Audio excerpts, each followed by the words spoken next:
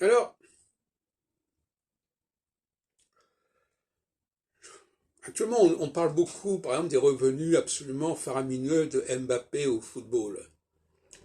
Ça pose le problème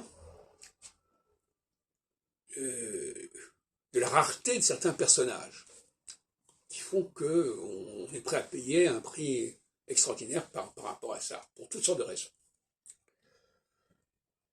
Alors, ça me fait penser à une dialectique entre l'homme et la femme.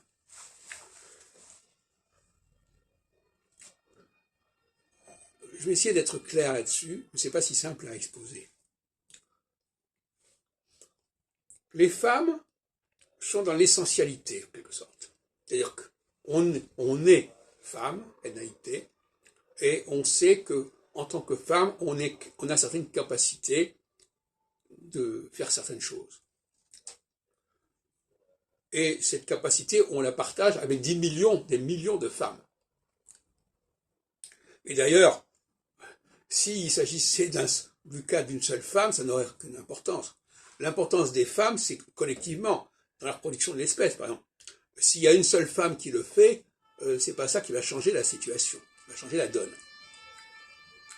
En revanche, pour moi, l'homme est dans le domaine de l'existentiel, je dirais.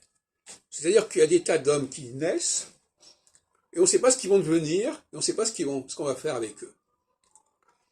Et dans exister, il y a l'idée de sortir, c'est-à-dire ce qui va ressortir de la situation, du vécu, des années qui ont passé, etc. Donc on n'est pas dans l'essentialisme, à savoir tous les hommes ont la même capacité, ont le même bagage. On sait très bien que c'est faux. En revanche, on sait que toutes les femmes ont quelque part le même bagage, même si elles ont une certaine diversité par ailleurs, mais sur un certain nombre de points, elles ont le même bagage. C'est la mère, c'est l'épouse, voilà, etc. Donc ça, c'est essentialiste.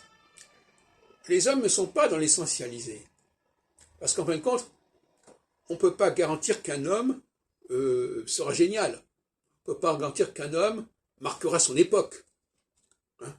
On verra sur pièce, par la suite, ce que j'appelle l'existentialité.